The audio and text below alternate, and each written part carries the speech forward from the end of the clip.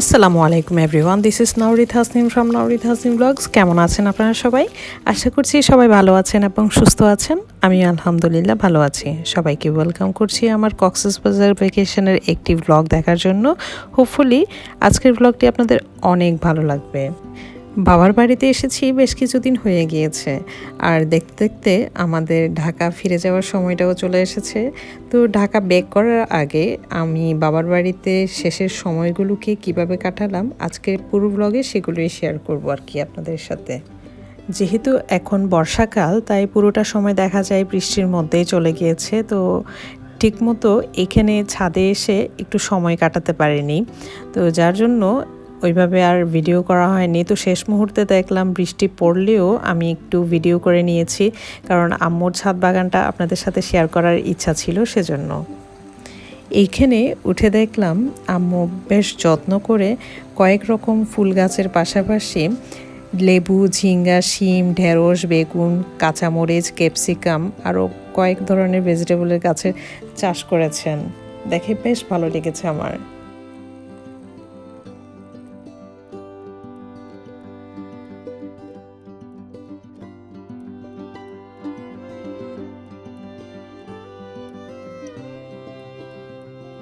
নানুর বাড়িতে আসার পর শেহরান দ্য কক্সটুডে হোটেলের সুইমিং পুলে বেশ কয়েকবার এসেছে ওর মামার সাথে, কিন্তু আহলানকে কখনো পাঠানো হয়নি। তো যেহেতু ও চলে যাবে, মানে আমরা ঢাকা ব্যাক করব, তাই ভাবলাম যাওয়ার আগে একটু আহলানকে সুইমিং পুলে একটু সুইমিং করিয়ে নিয়ে আসি। তো যেই ভাবনা সেই কাজ। এখানে যেহেতু ছোটো বাচ্চাদের পুলের সেকশনটা আলাদা ছিল, সেজন্য আমি আহলানকে এবং আমার এক কাজিনকে, মানে ওরা দুইজনই সমবয়সী, ওদেরকে নিয়ে এসেছি শেহরানের সাথে যেন সুইমিং করতে পারে। আর পুরো সময়টা বাচ্চারা এত এনজয় করেছে, উঠতেই চাচ্ছিল না সুইমিং থেকে। তো এক পর্যায়ে দেখা গিয়েছে খুব জোর করে টেনে তারপর আমি সুইমিং পুল থেকে তুলেছি আর কি ওদেরকে। আমার ভাই তো এখানে আসার পর বেশ অনেকবার ট্রাই করেছে যেন আহলানকে সুইমিংটাই শিখিয়ে দিতে পারে, কিন্তু আহলানের মধ্যে ওইরকম কোনো আগ্রহ আমি দেখতে পাইনি বলে আমি আর ওভাবে সায় দিইনি। কিন্তু শেহরানের ক্ষেত্রে একেবারে বিষয়টা উল্টো ছিল। ওর সুইমিং শেখার প্রতি ছোটোবেলা থেকে অনেক আগ্রহ ছিল বিদায় সুইমিংটা খুব অল্প বয়সে সে আয়ত্তে নিয়ে এসেছিল আর কি।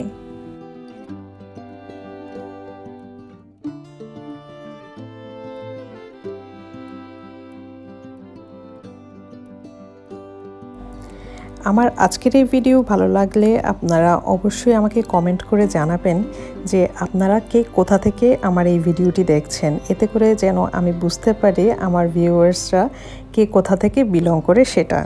আর পাশাপাশি চ্যানেলটাকে সাবস্ক্রাইব করে আমাকে একটু সাপোর্ট করবেন যেন আমি আপনাদের জন্য আরও অনেক ভালো ভালো মানের ভিডিও তৈরি করতে পারি।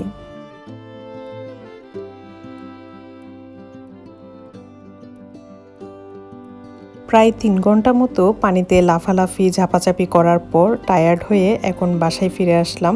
আর এসে দেখি আমার আম্মু আমার জন্য গরুর নেহারি রান্না করেছে। অনেক বছর হয় আম্মুর হাতের এই নেহারি খায় না। সো এখন ফাইনালি আমি এই নেহারি দিয়ে দুপুরের ভাতটা বেশ মজা করে খেয়েছি।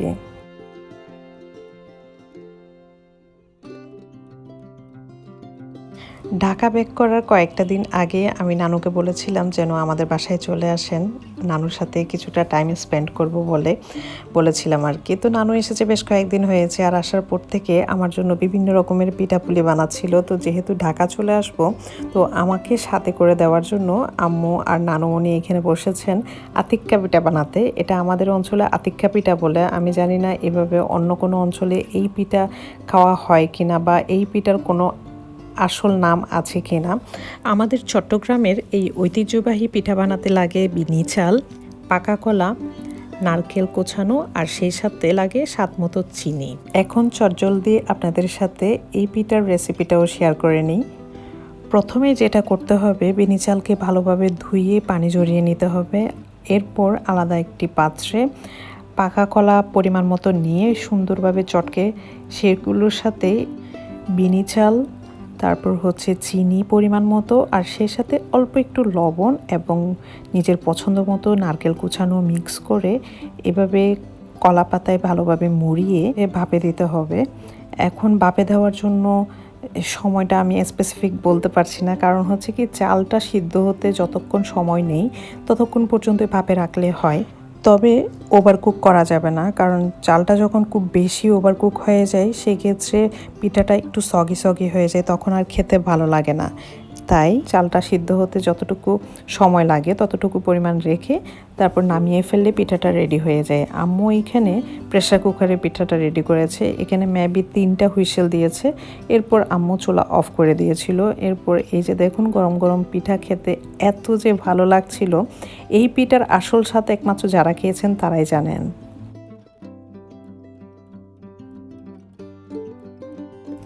আমাদের ঢাকা ব্যাক করার একদিন পরই শেহরানের বার্থডে।